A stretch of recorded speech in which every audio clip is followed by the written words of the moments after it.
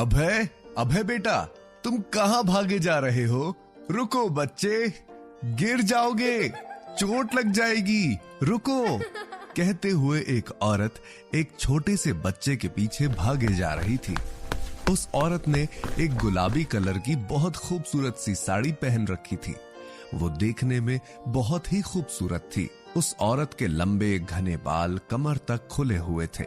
एक छोटे से बच्चे के पीछे भागते हुए वह उसे आवाज लगा रही थी। वह छोटा सा बच्चा भागते हुए बोल रहा था, माँ आ जाओ, मुझे पकड़ो, माँ आओ मुझे पकड़ो, देखो आप मुझे नहीं पकड़ सकती, आओ मुझे पकड़ो। कहते हुए वह बच्चा हंसते हुए आगे भागते जा रहा था। उस बच्चे की हंसी और उसकी माँ की आवाजें उस बड़े से घर में गूंज रही थी।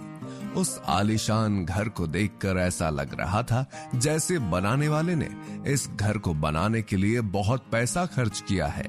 चारों तरफ महंगे पर्दे, सोफे और कालीन बिछे हुए थे। बड़े बड़े झूमर और चारों तरफ घूमते हुए नौकर चाकर को देखकर पता लग रहा था कि यह जरूर कोई रईस घराना है। और उस बड़े से आलीशान घर के अंदर उन दोनों माँ बेटे की किलकारी की आवाज साफ सुनाई दे रही थी। ऐसा लग रहा था जैसे घर की असली खुशी तो वो छोटा सा कियांश ही है। तभी छोटा सा कियांश भागते हुए अचानक जमीन पर फिसल कर गिर गया। उसकी माँ ने उसे जैसे ही गिरते हुए देखा, उसकी माँ की एक चीख, अभय! और इसी के साथ नीचे फर्श पर बिछे गद्दे पर सोए अभय की नींद अचानक से खुल गई। उसने जैसे ही अपनी आंखें खोली, वो एक झटके से उठते हुए बोला, माँ! लेकिन जैसे ही उसकी आंखें खुली और उसे थोड़ा होश आया कि वह कहां पर था, तब उसे समझ आया कि वो जो कुछ भी अभी देख रहा था वह एक सपना था। उसने गहरी सांस लेते हुए अपने माथे पर आए पसीने को पोंछा। तभी उसके कमरे के बाहर हॉल से अचानक से शोर की आवाज आने लगी। उस शोर को सुनते ही कियांश जल्दी से अपनी जगह से खड़ा हुआ और जल्दी से दरवाजा खोलकर कमरे से बाहर दौड़ा। उसने देखा कि कमरे के बाहर उसकी सास मिसेस खन्ना जोर जोर से शोर कर रही थी। वह चिल्लाते हुए बोली, हो क्या रहा है इस घर में? इस घर में कुछ भी चीज समय पर क्यों नहीं मिलती है? कुछ ढूंढते हुए वह लिविंग रूम की चीजों को इधर उधर करे जा रही थी और साथ ही चिल्ला रही थी। तभी अभय भागते हुए उनके पास आया और बोला, मॉम, आप क्या ढूंढ रही हैं? मुझे बताइए, मैं आपकी हेल्प कर देता हूं। यह सुनते ही सामने खड़ी मोटी सी मिसेस खन्ना गुस्से से उसे ताना कसते हुए बोली, तुम मेरी मदद करोगे? तुम जो खुद की भी मदद नहीं कर सकते, वह मेरी क्या मदद करेगा? जो खुद अपने ससुराल वालों के पैसों पर पल रहा है, उनकी 2 टाइम की जूठन से अपना काम चलाता है, अपनी बीवी का खर्चा उठाना तो दूर, उसकी देखभाल भी नहीं कर सकता, वह मेरी मदद करेगा? कहते हुए उन्होंने गुस्से से अपने दांत पीसे। यह सुनकर अभय को बहुत बुरा लगा। अचानक से उसका चेहरा उतर गया, लेकिन उसने एक बार फिर से कोशिश करते हुए कहा, मॉम, आप गुस्सा क्यों कर रही हैं? बताइए ना, क्या चाहिए आपको? मैंने कहा ना, मैं ढूंढ देता हूं, बताइए। ये सुनकर उसकी सास मिसेस खन्ना ने कहा, तुम मुझे आखिर दे ही क्या सकते हो? अगर देना चाहते ही हो तो शांति दो और अपना बोरिया बिस्तर बांधो और दफा हो जाओ मेरे घर से। यह सुनकर अभय का मुंह लटक गया और वही मिसेस खन्ना उस पर चिल्लाते ही जा रही थी। अभय से जब बर्दाश्त नहीं हुआ तो वह वापस से अपने कमरे की तरफ चला गया। वह मन ही मन अपने ससुराल वालों के बर्ताव के बारे में सोचकर परेशान हो रहा था। उसे समझ ही नहीं आ रहा था कि क्यों उसकी बीवी के घर वालों को उससे इतनी प्रॉब्लम है। कुछ सोचकर उसने एक गहरी सांस ली और अपने कमरे में जाकर वापस से बेड पर बैठकर वह अपने बीते हुए कल के बारे में याद करने लगा। पिछले 3 साल से वह अपने ससुराल में अपनी बीवी के मायके में रह रहा था। आज तक वह अपनी पत्नी को कुछ भी नहीं दे पाया था। यहां तक कि उसकी बीवी को भी लगता था कि अभय एक नालायक शख्स है जो अपनी जिंदगी में कभी कुछ नहीं कर सकता है। यह सब सोचकर अभय दुखी हो गया था।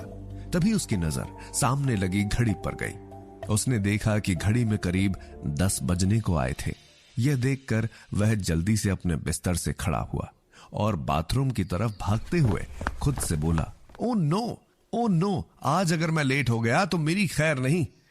ये सोचते हुए वो जल्दी से बाथरूम की तरफ भागा और कुछ ही देर में तैयार होकर वो ऑफिस के लिए निकल गया। ओबेरॉय रियल एस्टेट कंपनी, जो कि दिल्ली का दिल कहे जाने वाले कनॉट प्लेस की एक बड़ी सी पुरानी इमारत थी। भागते हुए यहां पहुंचने पर अभय ने इस बिल्डिंग को देखकर एक गहरी सांस ली और फिर जल्दी से अंदर की तरफ भागा। तभी उसका एक साथी, जो कि उसी के साथ काम करता था, वो अभय को देखकर हंसते हुए उसके पास आया और बोला, क्यों भाई लेट हो गया? चल कोई बात नहीं, लेट हो गया तो क्या हुआ, आखिर तेरी बीवी तो है ही तुझे बचाने के लिए। वो हमेशा की तरह तुझे इस बार भी बचा ही लेगी। ये कहते हुए उसका साथी, जिसका नाम किशन था, वह उसका मजाक उड़ाते हुए हंसने लगा। अभय ने उसे घूर कर देखा और आगे जाने लगा कि तभी किशन ने उसे चिढ़ाते हुए कहा, अरे परेशान क्यों हो रहा है यार, इतनी जल्दी किस बात की है? वैसे भी तुझे अपनी बीवी के पास जाकर भी तो डांट ही खानी है। ससुराल वालों के पैसों पर पलता है, बीवी की कमाई खाता है। तेरे जैसे इंसान का जिंदगी में पता नहीं क्या होगा। कहते हुए किशन जोर जोर से हंसने लगा। उसकी बात सुनकर आसपास खड़े ऑफिस के और लोग भी हंसने लगे। अभय ने गुस्से से भरी अपनी एक नजर किशन पर डाली और वहां से आगे बढ़ने लगा कि तभी सामने से आते मैनेजर राजेश से टकरा गया। जैसे ही वह मैनेजर राजेश से टकराया, मैनेजर राजेश ने उसे घूरते हुए कहा, क्यों भाई, हो गया तुम्हारा ऑफिस आने का टाइम? आराम से आते, अभी क्या जरूरत थी इतना जल्दी आने की? आप तो इस कंपनी के मालिक हैं, जब मर्जी तब चले आते। आपको कौन सा किसी की इजाजत की जरूरत है यहाँ आने और जाने से पहले? आखिर कंपनी तो तुम्हारे बाप की ही है। यह सुनकर अभय को भी गुस्सा आने लगा था। उसने गुस्से से मैनेजर राजेश को घूरते हुए कहा, सॉरी सर, लेकिन आप अपनी लिमिट क्रॉस कर रहे हैं। मैनेजर राजेश ने अपने मोटे से पेट पर हाथ फेरते हुए कहा, अच्छा चल कर रहा हूं, तो बोल क्या करेगा? और वह सब छोड़, तू मुझे यह बता कि पिछले 3 महीने से तुम मुफ्त की तनख्वाह ले रहा है। तूने आज तक कितने फ्लैट बेचे हैं, बता। थोड़ी देर रुककर मैनेजर राजेश फिर बोला, इस कंपनी में तेरी बीवी काम करती है, इसका मतलब यह नहीं है कि कंपनी तूने और उसने खरीद ली है। बहुत हो गया तुम दोनों का, अब नहीं। अब तुझे मैं बताता हूं कि मैनेजर राजेश क्या चीज है। कान खोल कर सुन, मुझे कल सुबह 9 बजे से पहले पहले कम से कम 100 फ्लैट बेच कर दिखा, वरना अपना बोरिया बिस्तर उठा और अपनी बीवी को यहां से लेकर निकल ले। आई समझ में तुझे या और डिटेल में समझाऊं? मैनेजर राजेश की ऐसी बातें सुनकर अभय को बिल्कुल अच्छा नहीं लग रहा था, लेकिन वह जानता था कि अगर उसने इस समय राजेश को कुछ भी कहा तो मैनेजर राजेश उसे और उसकी बीवी को सच में कंपनी से निकलवाने के लिए कुछ भी कर सकता है। और कियांश ये भी जानता था कि मैनेजर राजेश बिल्कुल गलत नहीं कह रहा है। अभय अपने और अपनी बीवी के लिए कोई भी मुसीबत मोल नहीं लेना चाहता था, इसलिए उसने मैनेजर राजेश की खरी खोटी बातों को चुपचाप सुन लिया। चारों तरफ खड़े लोग जो मैनेजर राजेश की बातें सुन रहे थे, वो अभय को देखकर उसके मुंह पर ही हंस रहे थे। तभी मैनेजर राजेश ने एक बार फिर से अभय को घूरते हुए कहा, समझ आई तुझे मेरी बात या फिर और अच्छे से समझाऊं? यह सुनकर अभय ने बस हां में अपनी गर्दन हिला दी और मुड़कर वापस से ऑफिस के अंदर जाने लगा। उसके दिमाग में यही चल रहा था कि वह इस बारे में क्या करेगा। तभी उसके कानों में एक बार फिर से मैनेजर राजेश की आवाज पड़ी, कहां जा रहे हो? अभी मेरी बात पूरी नहीं हुई। यह सुनकर अभय ने पीछे की तरफ देखा तो मैनेजर राजेश ने उसे घूरते हुए उसके थोड़ा सा करीब आकर उसके कान में धीरे से कहा, अगर यह ना कर पाओ तो एक तरीका और है, कहो तो बता दूं? और वह इससे कहीं गुना ज्यादा आसान भी है, जिससे तुम्हारी और तुम्हारी बीवी की जॉब हमेशा के लिए सिक्योर हो जाएगी। यह सुनकर अभय ने सवालिया नजरों से मैनेजर राजेश की तरफ देखा। मैनेजर राजेश के चेहरे पर एक शैतानी मुस्कुराहट देखकर उसे समझते देर नहीं लगी कि जरूर उसके दिमाग में कोई ना कोई खुराफात चल रही है।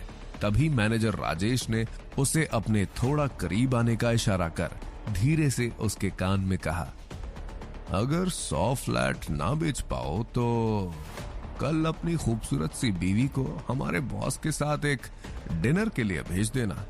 उसके बाद तेरी और तेरी बीवी की जिंदगी भर की ये जॉब पक्की। यह सुनकर अभय का गुस्सा उसके बर्दाश्त से बाहर हो गया। उसने गुस्से से मैनेजर राजेश की कॉलर पकड़ी और उसे खींचते हुए बोला, तेरी हिम्मत कैसे हुई यह कहने की? वह आगे कुछ कहता कि तभी उसके कानों में किसी की हील की टक टक की आवाज आई।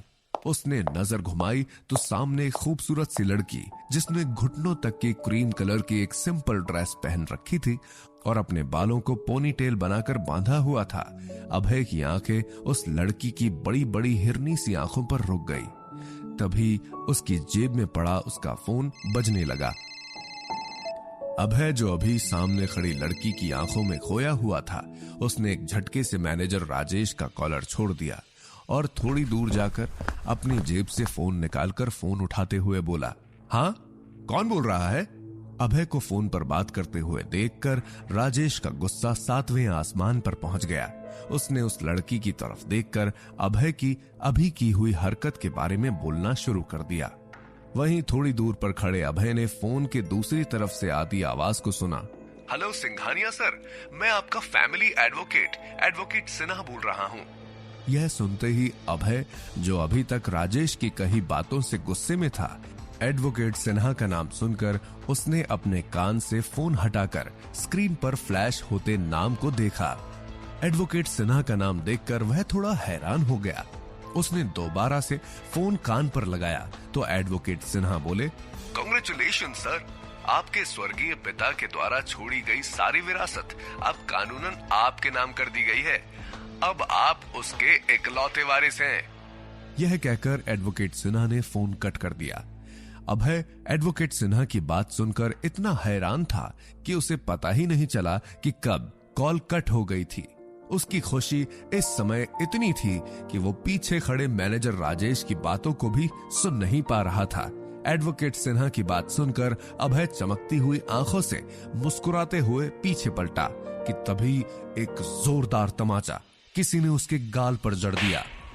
चांटे की गूंज इतनी थी कि चारों तरफ खड़े सभी ने यह आवाज साफ सुनी थी। वहीं अभय को तो कुछ पल समझ ही नहीं आया कि ये उसके साथ अचानक क्या हुआ। तो दोस्तों, क्या लगता है आपको, किसने मारा होगा अभय को ये थप्पड़ और कौन है एडवोकेट सिन्हा? क्या मतलब है उसकी बातों का?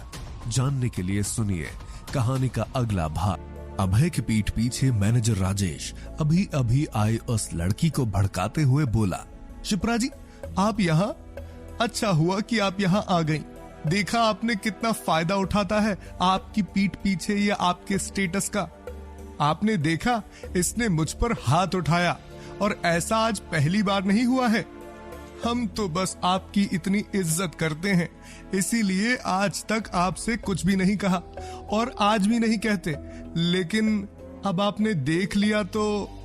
फिर झट से अपनी बात बदलते हुए राजेश बोला, छोड़िए आप ये सब, चलिए चलते हैं यहाँ से। प्लीज आप उससे कुछ मत कहिएगा, ये सब तो चलता रहता है। ये सब सुनकर और देखकर शिप्रा गुस्से से अभय की तरफ बढ़ी। तभी अभय अपनी फोन कॉल करके पीछे मुड़ा ही था कि शिप्रा ने एक जोरदार चांटा अभय के गालों पर रख दिया। अभय को थप्पड़ पड़ते ही लोग हैरानी से उसे देखने लगे। अभय ने जब नजरें उठा के सामने खड़े शख्स की तरफ देखा तो उसका सारा गुस्सा बेबसी में बदल गया। अपने सामने खड़ी अपनी बीवी शिप्रा को देखकर उसकी आंखें शर्म से झुक गई। पीछे खड़े मैनेजर राजेश के चेहरे पर एक कुटिल मुस्कान देखकर वह समझ गया था कि हो ना हो शिप्रा ने मैनेजर राजेश की बातों को सच मान लिया है उसने शिप्रा के कुछ कहने से पहले ही उसको सफाई देते हुए अपना मुंह खोला। शिप्रा। तभी शिप्रा ने गुस्से से कहा, तुम्हारी हिम्मत कैसे हुई मेरा नाम कंपनी में इस तरह खराब करने की? चलो मेरे साथ। शिप्रा ने गुस्से से उसका हाथ पकड़ा और उसे अपने साथ खींचते हुए वहां से ले जाने लगी। शिप्रा को अभय को ऐसे खींच कर ले जाते हुए देख ऑफिस के बाकी सभी लोग एक बार फिर से आपस में बात करते हुए हंसने लगे। अभय के कानों में उनकी हंसी की आवाज ऐसे चुभ रही थी जैसे किसी ने गर्म शीशा उसके कानों में पिघला दिया हो। वो इतनी बेइज्जती बर्दाश्त नहीं कर पा रहा था, लेकिन वो शिप्रा से सबके सामने कुछ कहकर उसकी और बेइज्जती का कारण नहीं बनना चाहता था, इसलिए वो चुपचाप उसके पीछे चला गया। शिप्रा खींचकर अभय को जल्दी से अपने कैबिन में लेकर गई और गुस्से से उस पर चिल्लाते हुए बोली, आखिर तुम चाहते क्या हो? क्यों जानबूझकर मेरे लिए मुश्किलें बढ़ाते रहते हो? मैं तंग आ चुकी हूँ तुमसे। न जाने वो कौन सी मनहूस घड़ी थी जब मैंने तुम्हें पसंद किया, तुमसे शादी की। आखिर तुम खुद को समझते क्या हो कौन तुम? एक मामूली से सेल्समैन या एक घर जमाई जो सालों से अपने ससुराल वालों पर बोझ बना हुआ उनकी जूठन पर पल रहा है? शिप्रा ने बिना कुछ सोचे समझे गुस्से में अभय पर अपनी सारी भड़ास एक सांस में ही निकाल दी। उसकी आंखों में इस समय गुस्सा और पछतावा साफ नजर आ रहा था। अभय के होश तो शिप्रा की बात सुनकर ही उड़ चुके थे।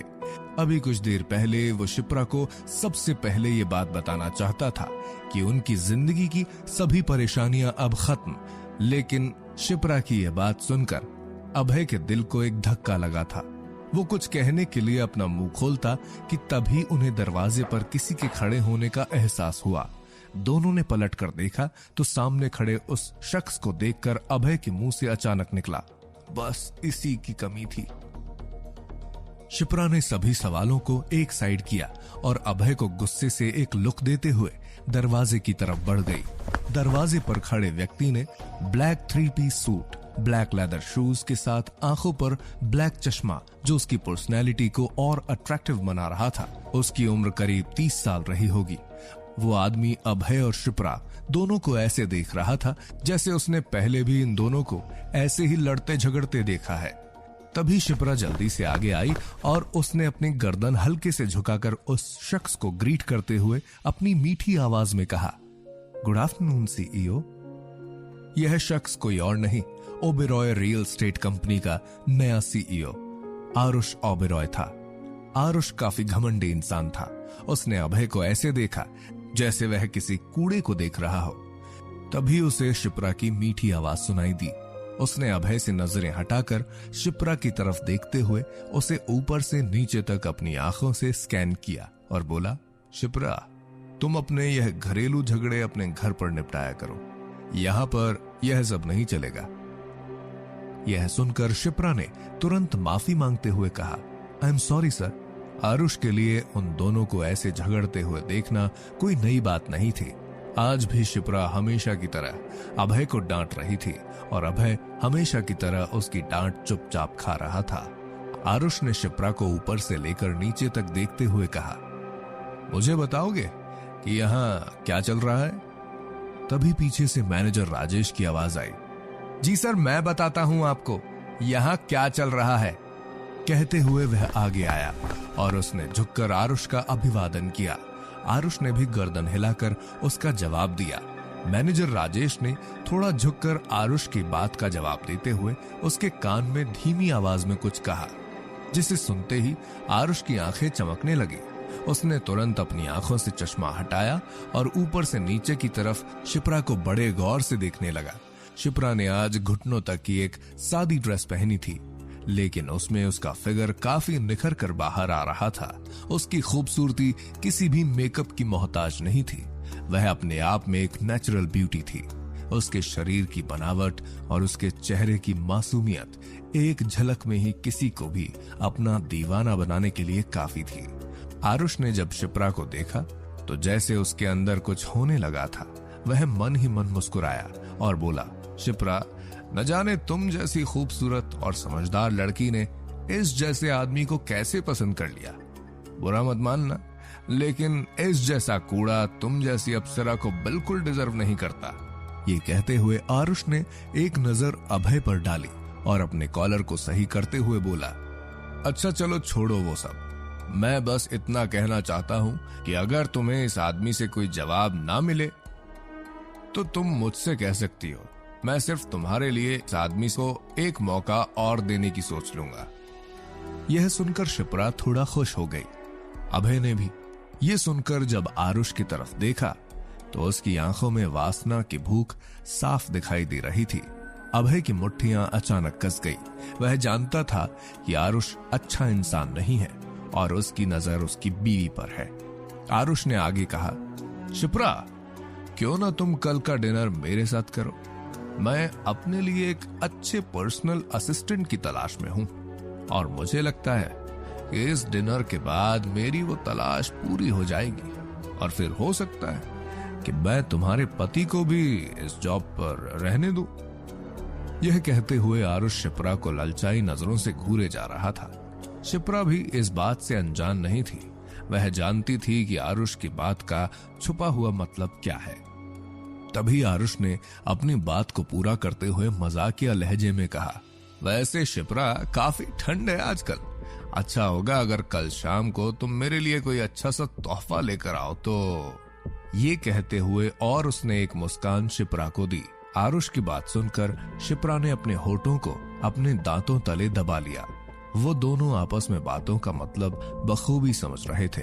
अभय का गुस्सा अब आसमान छूने लगा था। वह गुस्से से आरुष पर फटने ही वाला था कि तभी शिप्रा ने उसका हाथ पकड़कर उसे रोक लिया और धीरे से उसके कान में फुसफुसाकर कहा, मेरे लिए और परेशानी खड़ी करने के बारे में सोचना भी मत।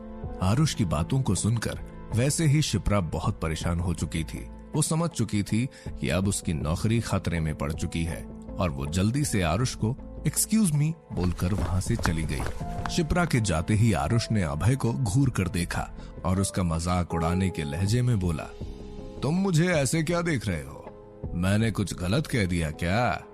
वैसे भी तुम जैसे घटिया और गरीब आदमी के साथ रहते रहते बेचारी मासूम सी शिप्रा परेशान हो गई होगी। मैं तो सिर्फ उसे एक अच्छा डिनर और एक खूबसूरत सी रात देना चाहता हूं। अब इस बात पर तुम मुझसे लड़ना चाहते हो? अगर ऐसा है तो ओपन चैलेंज करता हूं मैं तुम्हें, आओ और लड़ो मुझसे। वरना अपनी खूबसूरत सी चांद जैसी बीवी के साथ मुझे एक खूबसूरत सी रात बिताते हुए देखना। अगर तुम चाहो तो मैं तुम्हें उसका वीडियो बनाकर भी भिजवा सकता हूं। आरुष ने बहुत बेशर्मी के साथ अभय से कहा और ये कहकर आरुष हंसते हुए वहां से निकल गया। उसके पीछे ही मैनेजर राजेश भी हंसते हुए वहां से निकल गया।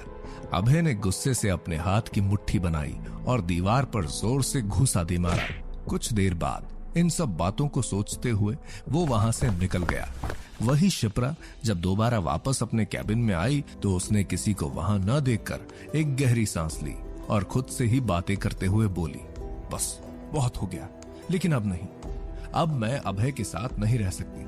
मैं और इस रिश्ते का बोझ नहीं उठा सकती।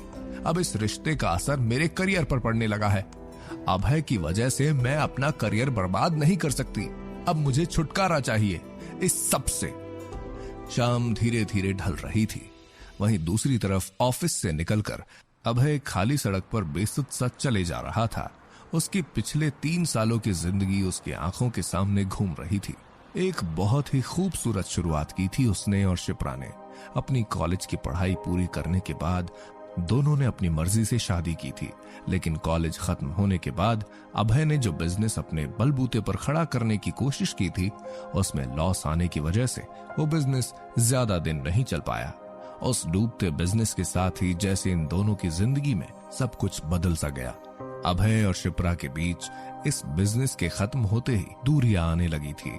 दोनों का प्यार इन दूरियों में कहीं गुम सा गया था। अभय ने शिप्रा के साथ साथ हर चीज से दूरी बना ली थी और पिछले 3 साल से वो घर पर खाली पड़े हुए अपने ससुराल वालों के ताने सुन सुनकर तंग आ चुका था। और आज शिप्रा का उससे ये कहना कि उसने अपनी जिंदगी की सबसे बड़ी गलती की है अभय से शादी करके, ये बात अभय की बची कुची हिम्मत को तोड़ने के लिए काफी थी। अभय जो सिर्फ शिप्रा के लिए अपनी जिंदगी जी रहा था, वह बेसुध सा सड़क पर चले जा रहा था बिना किसी की परवाह किए। बेसुध सा। तभी उसे आरुष की कही बातें याद आने लगी। उसकी बातों को याद करते हुए वह गुस्से और बेबसी से भर गया। वो सुनसान सड़क पर बिना चारों तरफ देखे चले ही जा रहा था कि तभी सामने से अचानक एक बड़ा सा ट्रक उसके बहुत नजदीक आ गया और अभय की एक चीख उस सुनसान रात को चीरते हुए निकल गई और इसी के साथ उसकी आंखें धीरे धीरे बंद हो गई। तो दोस्तों, क्या लगता है आपको? क्या ये अभय की जिंदगी का अंत है? क्या आरुष और राजेश की प्लानिंग कामयाब हो जाएगी? क्या शिप्रा अभय को छोड़ने की सोच रही है? क्या अभय शिप्रा को एडवोकेट सिन्हा के फोन के बारे में बता पाएगा? जानने के लिए सुनते रहिए। मिस्टर सिंघानिया, मिस्टर सिंघानिया, उठिए, होश में आइए। आप ठीक तो हैं मिस्टर सिंघानिया? आंखें खोलिए। क्या आपको मेरी आवाज सुनाई दे रही है? आप ठीक हैं मिस्टर सिंघानिया? यह आवाज सुनकर अभय ने अपनी आंखों को धीरे धीरे खोलना शुरू किया। कुछ देर पहले उसकी आंखों के सामने अचानक से अंधेरा छा गया था। वह अपनी आंखों को बहुत कोशिश करने के बाद खोलकर इधर उधर देखने लगा। आंखें खोलते ही उसे अपनी आंखों के सामने एक अनजान चेहरा नजर आया। उस चेहरे को देखकर अभय ने अपनी पलकों को 3 से 4 बार झपकाया और सामने खड़े उस इंसान को याद करने की कोशिश करने लगा। तभी उस शख्स ने दोबारा कहा, मिस्टर सिंघानिया, आप ठीक हैं? यह आवाज न जाने क्यों अभय को कुछ जानी पहचानी लग रही थी। वो खुद को संभाल कर खड़ा हुआ और उसने गौर से उस आदमी को देखा तो एक 45 साल का आदमी उसके सामने खड़ा था। उसे देखकर न जाने क्यों आज अभय को ऐसा लग रहा था जैसे इससे पहले भी वह इस आदमी से मिल चुका है, लेकिन उसे याद नहीं आ रहा था कि ये कौन है। उसने अपनी नजर घुमाकर इधर उधर देखा तो वह अभी भी उसी सड़क पर था जहां वह कुछ देर पहले बेसुध सा चल रहा था। उसके सामने खड़े आदमी ने एक बार फिर उससे पूछा, क्या हुआ मिस्टर सिंघानिया? आप ऐसे बिना कुछ भी देखे कहां भागे जा रहे थे?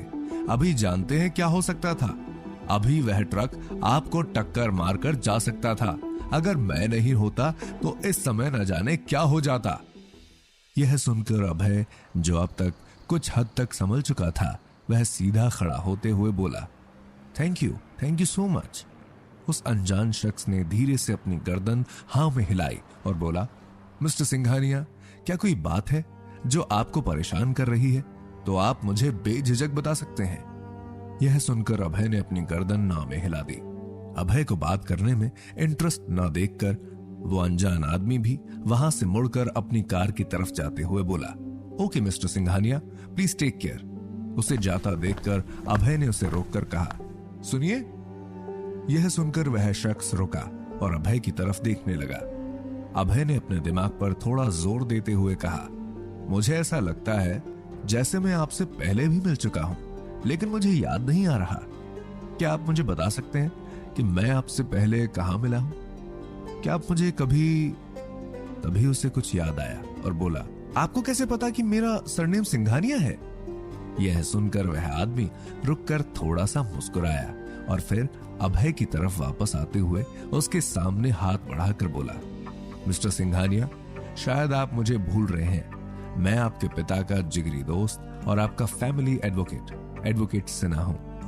यह सुनते ही अभय को वह फोन कॉल याद आई जो उसे आज दिन में आई थी और तभी उसके सामने कुछ धुंधली सी यादें भी नजर आने लगी, जिसमें मिस्टर सिंघानिया एक आदमी से हंसते हुए कहीं बैठकर बातें कर रहे थे। यह सब याद करते हुए उसने अपने सर को झटका और मिस्टर सिन्हा के बढ़े हुए हाथ की तरफ अपना हाथ मिलाते हुए कहा, सिन्हा अंकल, आप? आई एम सॉरी, आपको बहुत साल पहले देखा था तो मैं। ये सुनकर मिस्टर सिन्हा ने मुस्कुराते हुए अपनी गर्दन हाँ में हिलाई और बोला, सही कहा, तुम बहुत छोटे थे जब तुम्हारे पिता की डेथ उस हादसे में हो गई। सॉरी, मैं उस समय आ नहीं पाया था। मुझे उसके लिए बहुत दुख, और जब तक मुझे इस बारे में पता चला तब तक सब कुछ बदल चुका था। यह सुनकर अभय ने भी कुछ याद करते हुए कहा, सही कहा आपने। तब मैं सिर्फ 8 साल का था जब पापा हमें छोड़कर चले गए। यह कहते हुए उसकी आंखों में मायूसी नजर आ रही थी। तभी मिस्टर सिन्हा ने उसके कंधे पर हाथ रखकर कहा, बुरा ना मानो तो क्या मैं तुमसे कुछ पूछ सकता हूं? यह सुनकर अभय ने अपनी गर्दन हाँ में हिला दी। मिस्टर सिन्हा बोले, थोड़ी देर पहले तुम इतने बेसुध होकर चल रहे थे कि एक ट्रक तुम्हें आकर टक्कर मारने वाला था और तुम्हें इस बात का कोई होश भी नहीं था। क्या कोई बात है ऐसी जो तुम्हें परेशान कर रही है? तो मैं तुम्हारे पिता समान ही हूं। अगर तुम चाहो तो मुझे इस बारे में बता सकते हो सकता है मैं तुम्हारी कोई मदद कर पाऊं। यह सुनकर अभय ने अपनी गर्दन हाँ में हिलाते हुए कहा, यह सही जगह नहीं है बात करने की, हमें किसी और जगह पर जाकर बात करनी चाहिए। यह सुनकर मिस्टर सिन्हा भी मुस्कुरा दिए। वहीं दूसरी तरफ शिप्रा जब अपने घर पर पहुंची तो उसने लिविंग रूम में अपने बड़े भाई विराट को बैठे हुए देखा। शिप्रा का दिमाग आज बहुत खराब था, इसलिए उसने बिना उससे कुछ कहे अपने कमरे में जाना ही सही समझा। इसलिए वो चुपचाप अपने कमरे की तरफ बढ़ गई कि तभी उसके भाई विराट ने उसे देखकर आवाज लगाते हुए कहा, तुम कहां जा रही हो? शिप्रा उसकी आवाज सुनकर रुक गई, लेकिन उसने बिना विराट की तरफ मुड़े कहा, तुमसे मतलब? उसकी बात सुनकर विराट ने थोड़ा अपनी आवाज को तेज करते हुए कहा, मुझसे मतलब नहीं होगा तो और किससे होगा? वैसे तुम जहां भी जा रही हो मैं तुम्हें बता दूं कि तुम इस घर से निकलने की अब तैयारी कर लो। यह सुनते ही शिप्रा उसकी तरफ पलटी और उसे जलती हुई आंखों से देखते हुए बोली, क्या मतलब है तुम्हारा? आखिर तुम क्या कहना चाहते हो? यह सुनकर विराट भी मुस्कुराते हुए अपनी जगह से खड़ा हुआ और शिप्रा की तरफ बढ़ते हुए बोला, मैं क्या कहना चाहता हूं यह तो तुम्हें भी समझ में आ रहा होगा। चलो अगर तुम भूल गई हो तो मैं याद दिला देता हूं तुम्हें। तुम्हारे उस निठल्ले पति ने वादा किया था कि वह 3 साल से जो रोटियां मुफ्त में इस घर में तोड़ रहा है उसका हर्जाना देगा, और अगर 3 महीने के अंदर अंदर वह इस हर्जाने को नहीं भर पाया तो तुम्हें और उसे ये घर छोड़कर जाना पड़ेगा। याद आया कुछ? हाँ, तो इसके मुताबिक 3 महीने पूरे होने में सिर्फ 1 हफ्ता रह गया है। अब तुम ही बताओ कि तुम खुद अपना बैग पैक कर रही हो या मैं इसमें तुम्हारी कुछ मदद करूं? ये कहते हुए विराट एक जंग जीतने वाली मुस्कान मुस्कुराया। विराट को ऐसे मुस्कुराते देखकर शिप्रा चीखते हुए बोली, तुम होते कौन हो मुझसे ये कहने वाले? अगर तुम भूल गए हो तो मैं तुम्हें याद दिला दूं कि जितना यह घर तुम्हारा है उतना ही मेरा भी है। यह सुनकर विराट मुस्कुराया और शिप्रा की तरफ देखकर उसके कंधे पर हाथ रखते हुए बोला, देखो बहना, अब तुम्हें बुरा लगता है तो लगे, लेकिन अगर तुम्हें याद नहीं है तो मैं याद दिलाता हूं कि ये घर मेरे नाम पर है और मैं इस घर का असली मालिक हूं। जल्द ही शादी करने वाला हूं और तुम तो जानती ही हो अपनी भाभी को, वो कितने बड़े और रईस परिवार की बेटी है, और इस समय हमारे घर और बिजनेस की हालत देखकर मैं उसे कैसे भी नाराज नहीं कर सकता। और इसलिए अगर मेरी होने वाली बीवी नहीं चाहती कि शादी के बाद वो किसी भी फैमिली ड्रामे में फंसे तो मुझे उसकी ये इच्छा तो पूरी करनी ही पड़ेगी। और सही बताऊं तो मैं भी नहीं चाहता कि मेरी प्यारी सी बहन और मेरी बीवी की आगे चलकर ना बने। बस इसीलिए अच्छा होगा कि अभी से ही तुम अपने लिए घर देख लो। उसकी बात सुनकर शिप्रा गुस्से से उस पर चीखते हुए बोली, विराट तुम अपनी हद भूल रहे हो। तभी विराट ने थोड़ा सीरियस होकर उसी की तरह गुस्से में चीखते हुए बोला, देख शिपी, बहुत हो गया मजाक, मैं तुमसे कोई बहस नहीं करना चाहता। मेरी बात कान खोलकर सुन, अगर अगले 1 हफ्ते के अंदर अंदर तुमने और तुम्हारे निठल्ले पति ने यह घर खाली नहीं किया तो मुझे तुम दोनों को धक्के मारकर इस घर से निकालने में कोई शर्म नहीं आएगी। ये कहकर विराट गुस्से से वहां से चला गया। शिप्रा विराट की बातों से अंदर ही अंदर डर गई थी। वह जानती थी कि विराट जो कह रहा है वह उसे करने में बिल्कुल पीछे नहीं हटेगा, और इस सब में उसके माँ बाप भी सिर्फ विराट का ही साथ देंगे। ये सब सोचते हुए वह धीरे धीरे अपने कमरे की तरफ चली गई। वहीं दूसरी तरफ मिस्टर सिन्हा अभय को अपने घर पर ले गए थे। अपने हाथ में 2 कॉफी के मग लाते हुए मिस्टर सिन्हा ने अभय की तरफ देखकर उससे पूछा, तुम्हें प्रॉब्लम क्या है इसमें? तुम्हारे पास वह सब कुछ है जिससे तुम एक नई रियल एस्टेट कंपनी खड़ी कर सकते हो, तो फिर तुम इन सब में क्यों फंसे हुए रहना चाहते हो? यह सुनकर अभय ने उनके हाथ से कॉफी लेकर उन्हें थैंक यू कहा और अपनी बात आगे बढ़ाते हुए बोला, मैं ये जानता हूं, लेकिन मैं अभी ऐसा कुछ नहीं करना चाहता। यह सुनकर मिस्टर सिन्हा ने कहा, मैं कुछ समझा नहीं, क्या मतलब है इस बात का? अभय मिस्टर सिन्हा का सवाल सुनकर उन्हें समझाते हुए बोला, अंकल, मेरी बीवी शिप्रा उस कंपनी में पिछले 3 सालों से काम कर रही है और मुझे भी लगभग 3 महीने हो गए हैं वहां पर काम करते हुए। उस कंपनी में ऐसे कुछ लोग हैं जिन्हें मैं उन सभी की बातों का मुंह तोड़ जवाब देना चाहता हूं। मैं उन्हें उनकी असली औकात दिखाना चाहता हूं, और ये तब नहीं होगा जब मैं एक नई रियल एस्टेट कंपनी खड़ी कर दूंगा। ये तब होगा जब मैं उनके बीच ही रहकर उनसे उन्हीं के जैसा व्यवहार करूंगा। इसीलिए मैं अपनी असलियत अभी किसी को भी नहीं बताना चाहता हूं। मैं नहीं चाहता कि अभी लोग मेरे बारे में कुछ भी जाने। यह सब सुनकर मिस्टर सिन्हा ने सवाल करते हुए कहा, वो सब तो ठीक है, बाकी दुनिया के लिए ठीक है। अगर तुम अपनी असलियत छुपाना चाहते हो तो यह तुम्हारे और तुम्हारे पिता के दुश्मनों के लिए भी अच्छा है।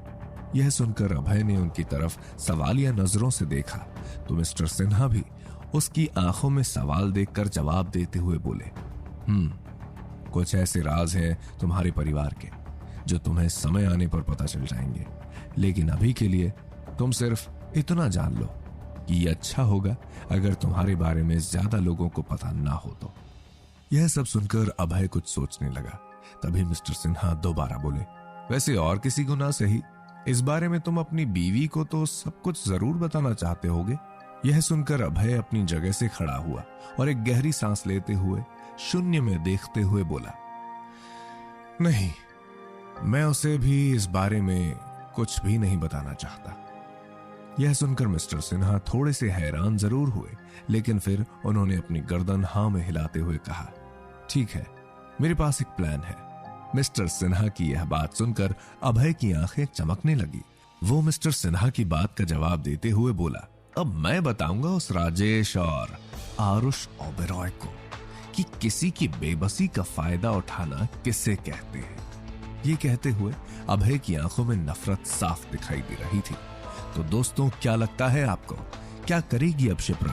क्या सच में 1 हफ्ते के बाद वो उस घर से बेघर हो जाएगी, या फिर अभय कोई नई तरकीब निकालकर उन दोनों को बेघर होने से बचा लेगा? कौन से राज छिपा रहे हैं मिस्टर सिन्हा? क्या करना चाहता है अभय? क्या सोचा है उसने मैनेजर राजेश और आरुष के लिए? इन सभी सवालों के जवाब जानने के लिए सुनते रहिए ये कहानी।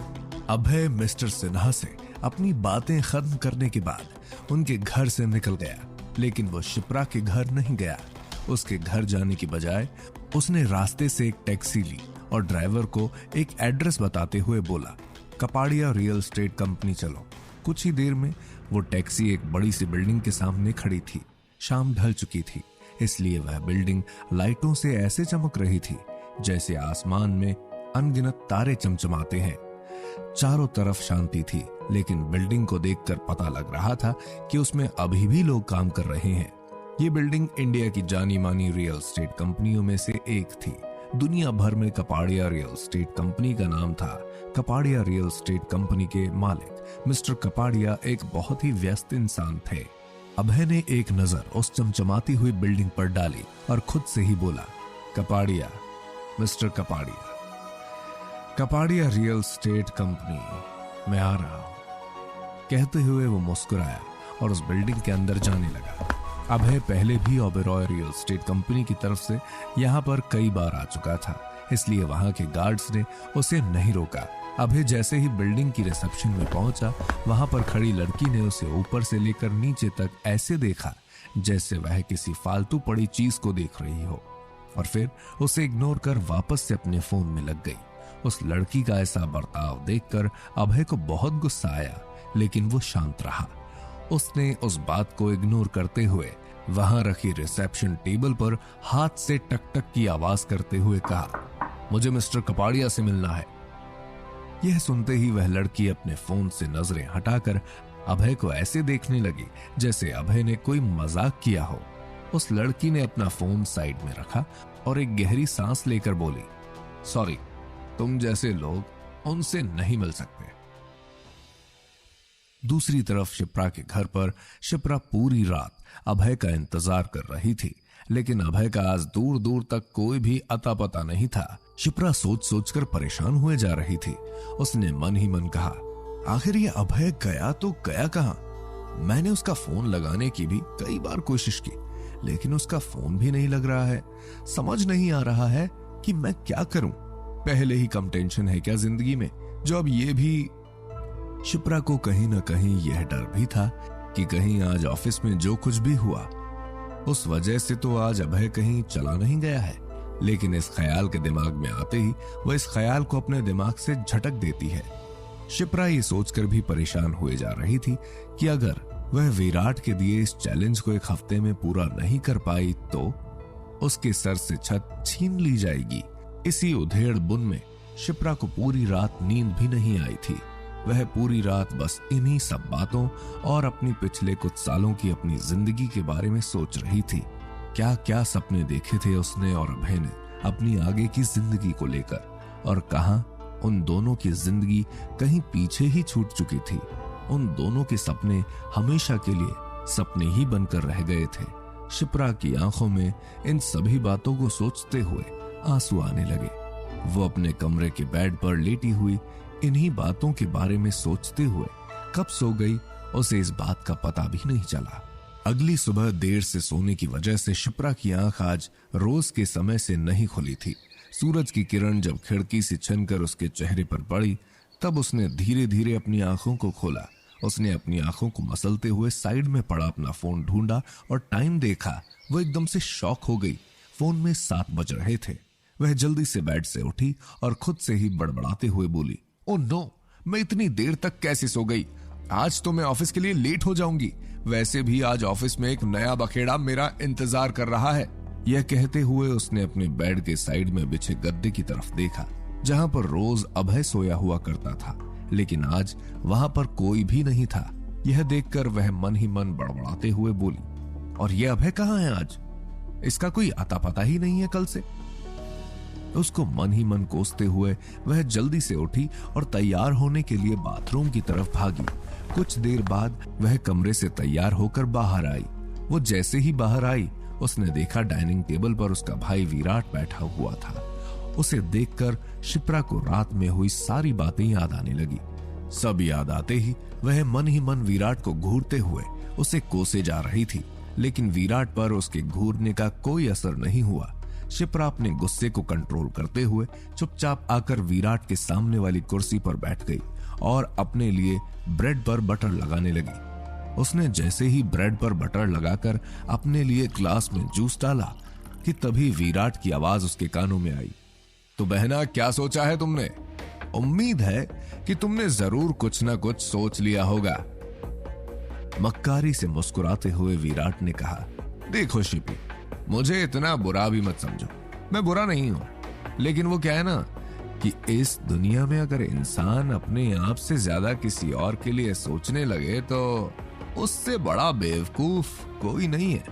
अब तुम ही कहो, मैं करूं तो करूं क्या?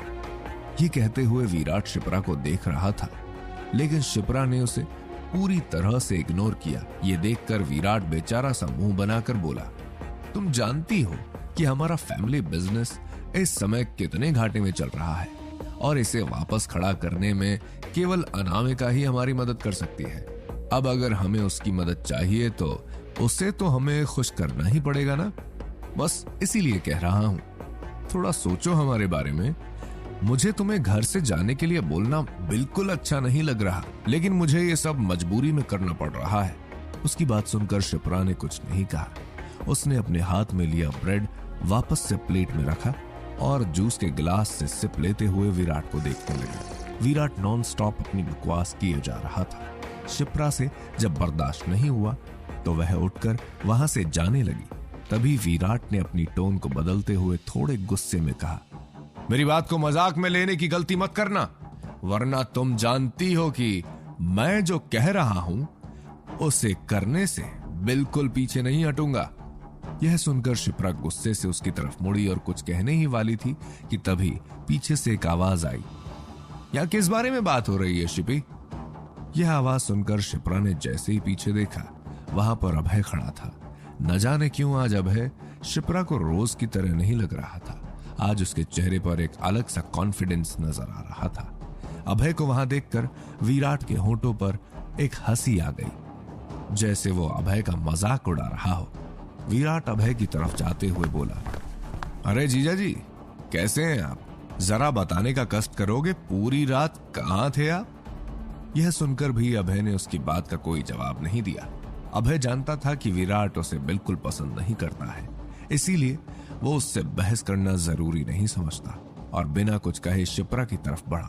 तभी विराट उसे ताना मारते हुए बोला, हाँ हाँ भाई, हमारी बातों का जवाब क्यों दोगे तुम?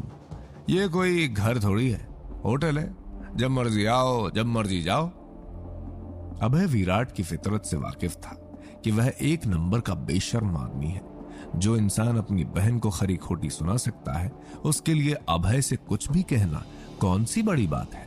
यह सब सोचते हुए ही अभय ने उसकी किसी बात का कोई जवाब नहीं दिया और वह शिप्रा की तरफ बढ़ते हुए बोला, शिपी, क्या हुआ? क्या सब ठीक है? शिप्रा ने जैसे ही कुछ कहने के लिए अपना मुंह खोला कि तभी विराट ने पीछे से आकर अभय के कंधे पर हाथ रखते हुए कहा, उसे क्या हुआ है? मुझसे पूछो, मैं बताता हूं। अपने कंधे से विराट का हाथ हटाते हुए अभय ने उसकी तरफ सवालिया नजरों से देखा। विराट ने उसका मजाक उड़ाने के लहजे में कहा, वो क्या है ना, मैं बस शिप्रा को याद दिला रहा था कि तुम्हारे 3 महीने जो तुमने कहा था कि तुम अपने लिए कुछ ना कुछ इंतजाम कर लोगे, या फिर जो भी फालतू की बातें तुमने की थी, वो समय पूरा होने वाला है। आज का दिन अगर हटा दिया जाए तो सिर्फ 6 दिन है तुम्हारे पास। बस यही बात मैं शिप्रा को याद दिला रहा था। अब उसे मेरी बात बुरी लगी तो मैं क्या करूं? मैंने तो इसमें कुछ भी गलत नहीं कहा। मैं तो तुम्हारे शब्दों को सिर्फ उसे याद दिलाने की कोशिश कर रहा था। यह सब सुनकर अभय ने विराट की तरफ देखा और फिर शिप्रा की तरफ। शिप्रा ने अपनी नजरों को जमीन पर किया हुआ था। शिप्रा को ऐसे बेबस खड़ा देखकर अभय को दिल ही दिल में बहुत दर्द हुआ। उसने विराट की तरफ देखा और गुस्से से बोला, 6 दिन है अभी, इसलिए अपनी हद मत भूलो। विराट ने जब अभय का एटीट्यूड देखा तो उसे भी गुस्सा आ गया। उसने गुस्से से अभय की कॉलर पकड़ ली और दांत पीसते हुए कहा, तुम्हारी इतनी हिम्मत? हमारे ही टुकड़ों पर पलने वाला कुत्ता हम पर ही भौंक रहा है।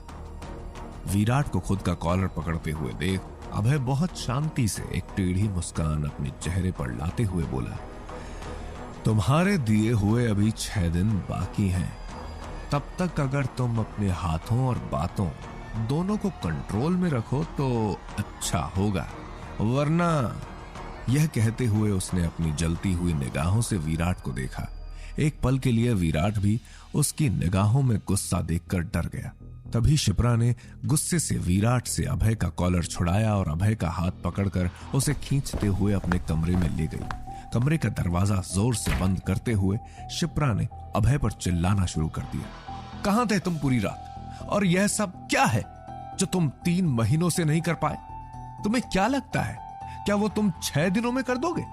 तुम समझते क्या हो खुद को? तुम्हारे पास कोई प्लान भी है या फिर तुम यूं ही हवा में बातें कर रहे हो? तुम जानते हो कि विराट से पंगा लेकर हमारे सर पर जो छत है ये भी नहीं रहेगी। बताओ फिर तुम क्या करोगे? खुद तो तुमसे कुछ होता नहीं और मेरे किसी काम को बिगाड़ने में भी तुमने कोई कसर नहीं छोड़ी। आज सिर्फ तुम्हारी वजह से मेरी जॉब और मेरा घर दोनों ही मेरे हाथों से जाते हुए दिख रहे हैं। शिप्रा की ये सब बातें सुनकर अभय को जवाब देता कि उससे पहले ही उसकी पॉकेट में रखा हुआ उसका फोन बजने लगा। शिप्रा की बातों को इग्नोर कर उसने जल्दी से फोन उठाया और बात करते हुए बोला, हेलो। दूसरी तरफ से किसी ने कुछ कहा। अभय जवाब देते हुए बोला, हाँ 9 बजे ओबेरॉय रियल एस्टेट कंपनी में। ठीक है। यह सुनकर दूसरी तरफ वाले इंसान ने कुछ कहा और तभी अभय ने फोन रख दिया। फोन हाथ में लेकर वो खुद से ही बोला, अब मैं बताऊंगा उस ओबेरॉय को कि जिन लोगों को वो कमजोर समझता है, अगर वह अपनी कमजोरी भूल जाए तो उस जैसे कितनों को बर्बाद कर सकते हैं। पास ही खड़ी हुई शिप्रा ने जब अभय की इन बातों को सुना तो वो कंफ्यूज हो गई। उसने आज तक कभी भी अभय की आंखों में ऐसा कॉन्फिडेंस नहीं देखा था जो उसे आज दिखाई दे रहा था। लेकिन वह अभी मन ही मन इस बात से परेशान थी कि अब वह अपने घर और अपनी जॉब को कैसे बचाएगी। तो दोस्तों, क्या लगता है आपको, क्या चल रहा है अभय के दिमाग में? क्या वो विराट की समय सीमा से पहले अपना वादा निभा पाएगा या दोनों घर से बेघर हो जाएंगे? क्या अभय मैनेजर राजेश और आरुष ओबेरॉय को मुंह तोड़ जवाब दे पाएगा या शिप्रा का डर सच हो जाएगा?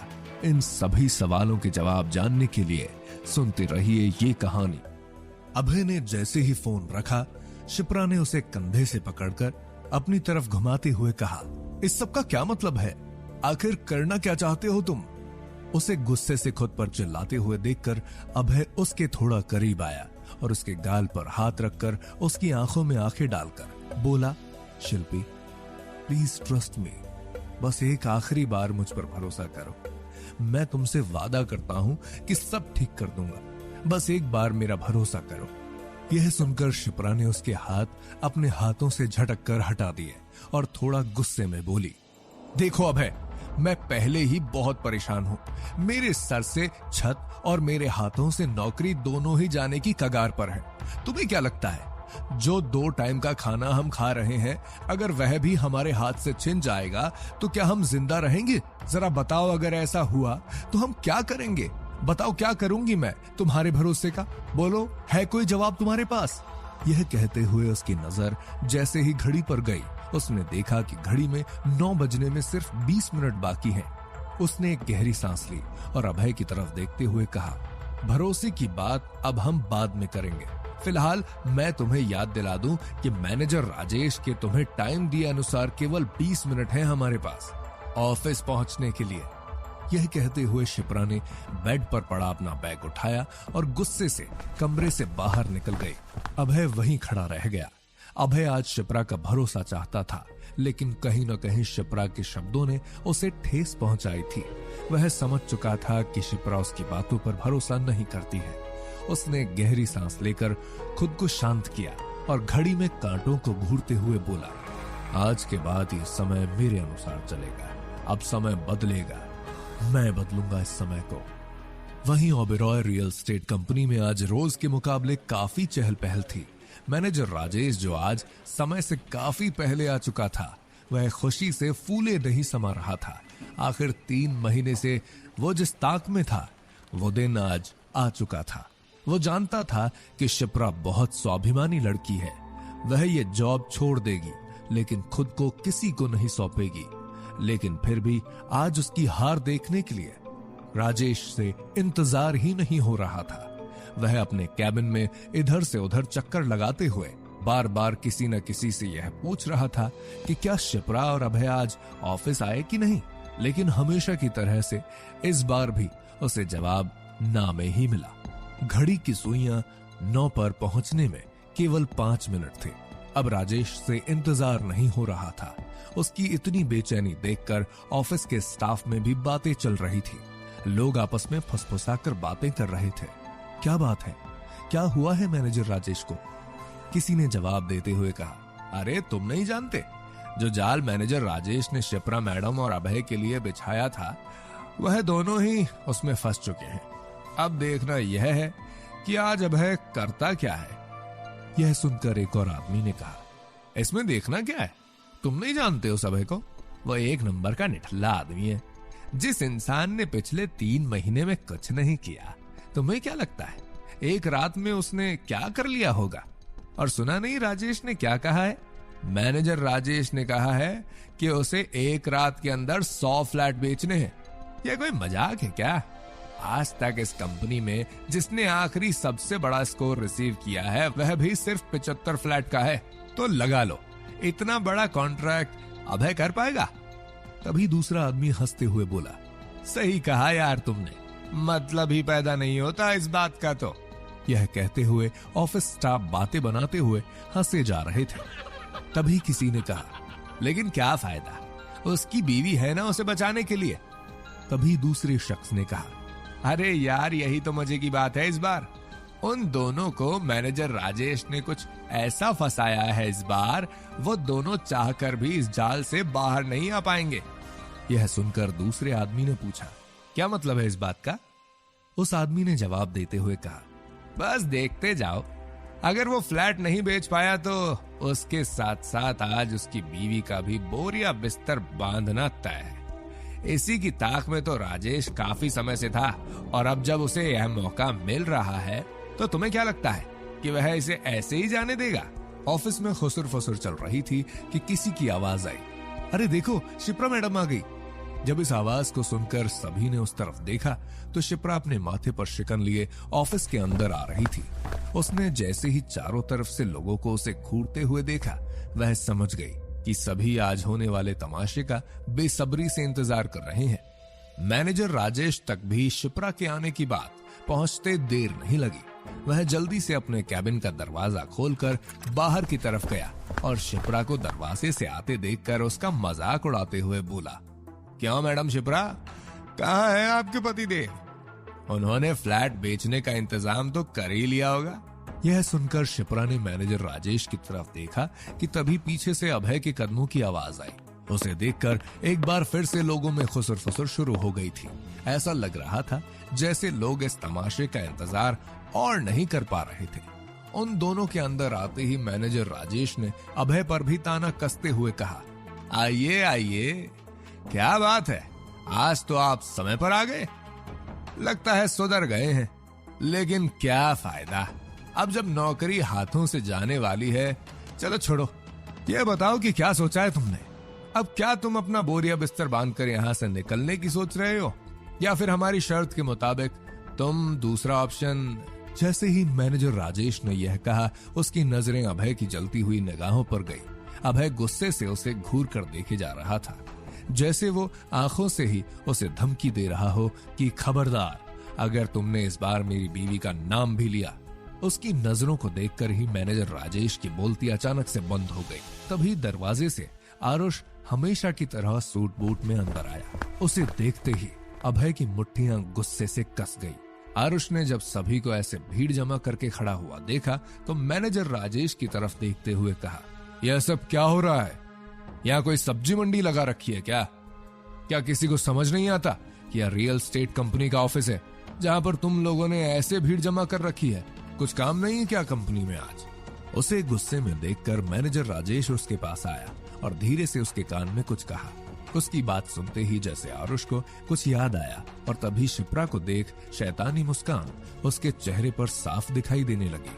ये देखकर अभय ने अपनी मुट्ठियों को कुछ इस तरह से दबाया कि उसके नाखून उसकी हथेली में घुस रहे थे। इस समय वो गुस्से से इतना भर चुका था कि उसे अगर एक मौका मिलता तो वह सामने खड़े आरुष ओबेरॉय की जान ले लेता, लेकिन उसने खुद के गुस्से को कंट्रोल किया। तभी शिप्रा की मीठी सी आवाज सभी के कानों में गूंजी। शिप्रा ने धीरे से आरुष ओबेरॉय के पास जाकर उन्हें ग्रीट करते हुए कहा, good morning sir. Sir please आप हम दोनों को एक मौका और दे दीजिए। एक रात में 100 फ्लैट बेचना, आप खुद ही सोचिए, क्या यह मुमकिन है? एक्सपीरियंस से एक्सपीरियंस्ड आदमी भी ऐसा नहीं कर सकता है तो फिर। लेकिन तभी उसकी बात को काटते हुए मैनेजर राजेश ने कहा, नहीं नहीं शिप्रा जी, यह बात तो आपको ये चैलेंज एक्सेप्ट करने से पहले सोचनी चाहिए थी। अब आप ऐसा कुछ नहीं कर सकती हैं। अब इस बात के कहने का कोई मतलब नहीं है। अब देखो, अगर आपने ऐसा कुछ भी कहा तो मैं नाराज हो जाऊंगा। उसने मजाकिया लहजे में कहा और थोड़ा सा हंस दिया। उसे मक्कारी से ऐसे मुस्कुराते हुए देखकर शिप्रा गुस्से से उसे घूरने लगी। वो समझ रही थी कि मैनेजर राजेश आज अपने हाथों से ये मौका बिल्कुल नहीं जाने देना चाहता था, इसलिए उसने शिप्रा को उसकी बात पूरी करने का मौका ही नहीं दिया और अभय की तरफ बढ़ते हुए बोला, तो अभय क्या सोचा है आपने? बताएंगे कहाँ है आपका क्लाइंट? बोलिए कहाँ है, या आप अपना बोरिया बिस्तर समेटने आए हैं? यह सुनकर अभय ने अपना मुंह कुछ कहने के लिए खोला ही था कि तभी मैनेजर राजेश ने कहा, रहने दीजिए, आपकी शक्ल देखकर ही पता चल रहा है कि आप अपना चैलेंज पूरा नहीं कर पाए हैं। अरे यह बात तो हम सबको कल ही पता थी। आखिर तुम्हारी औकात ही क्या है जो तुम यह चैलेंज पूरा करने की सोच भी सकते हो? ऐसे सपने देखना भी तुम जैसे लोगों के लिए गुनाह है, और तुम्हें लगा कि तुम ये चैलेंज पूरा कर पाओगे? हमने तुम्हें इतने दिनों तक इस कंपनी में सिर्फ इसलिए झेला क्योंकि तुम शिप्रा मैडम के हस्बैंड हो, लेकिन आज तो तुम्हारी वजह से उनकी भी नौकरी खतरे में है। तो क्या सोच रहे हो अब तुम? तुम्हारा बोरिया बिस्तर मैं कंपनी से बाहर फेंकूं या तुम खुद से जा रहे हो? मैनेजर राजेश अभय को एक भी बात कहने का मौका दिए लगातार बोले ही जा रहा था। तभी अभय ने फिर से एक बार अपनी बात कहने के लिए अपना मुंह खोला और बोला, ऐसी बात नहीं है। यह सुनकर मैनेजर राजेश फिर से उसकी बात काटते हुए बोला, अच्छा ऐसी बात नहीं है, तो फिर कहाँ है तुम्हारा क्लाइंट? बताओ कहाँ है? कौन खरीदेगा तुमसे फ्लैट? इस समय तुम हमारा उल्लू बनाने के बारे में सोचना भी नहीं, वरना तुम जानते ही हो कि तुम खुद को कितना भी स्मार्ट क्यों ना समझ लो, लेकिन तुम जैसा इंसान कभी भी स्मार्ट नहीं बन सकता। तुम बेवकूफ थे और हमेशा ही बेवकूफ रहोगे। और अगर मेरी बात गलत है तो बताओ कहाँ है वह शख्स जो 100 फ्लैट्स खरीदेगा? कहाँ है तुम्हारा क्लाइंट? बोलो, कहाँ है तुम्हारा पहला क्लाइंट? मैनेजर राजेश ने जैसे ही यह बात पूरी की तभी लोगों में खुसुर फुसुर की आवाज आने लगी। उन लोगों को ऐसे बात करते देखकर मैनेजर राजेश ने गुस्से से घूर कर सबको देखा और फिर अभय को देखते हुए कहा, मैंने पूछा कहाँ है तुम्हारा क्लाइंट? तभी पीछे से एक आवाज आई, आई एम सॉरी, मैं थोड़ा लेट हो गया यार। यह सुनकर जैसे ही लोगों ने पीछे मुड़कर देखा वह सभी हैरान रह गए। पीछे कपाड़िया रियल एस्टेट इंडिया की जानी मानी कंपनी के सीईओ खुद उनकी छोटी सी कंपनी के दरवाजे पर खड़े थे और बहुत ही फ्रेंडली होकर वो सॉरी कह रहे थे। वो चलकर अंदर आते हुए बोले, सॉरी यार, मुझे आने में थोड़ी देर हो गई, दिल्ली का ट्रैफिक तुम तो जानते ही हो। वैसे मैंने बताया था ना कि मुझे कम से कम 100 फ्लैट खरीदने हैं, क्या हुआ, तुमने कॉन्ट्रैक्ट तैयार कराया या नहीं? ये कहते हुए उन्होंने अभय के कंधे पर हाथ रखा। यह सुनते ही आसपास खड़े लोगों के चेहरे का रंग उड़ गया। वहीं आरुष ओबेरॉय और मैनेजर राजेश का चेहरा तो अचानक से पीला पड़ गया था, क्योंकि उनकी नजरों के सामने एक ऐसा इंसान खड़ा था जिसे रियल एस्टेट के बिजनेस में भगवान माना जाता था। दोस्तों, क्या लगता है आपको, कैसे इतने बड़े आदमी को अभय कैसे जानता है? और क्या सच में जो मिस्टर कपाड़िया ने अभी कहा वह उसे करेंगे? क्या अभय और शिप्रा इस सब से बाहर निकल पाएंगे? जानने के लिए सुनते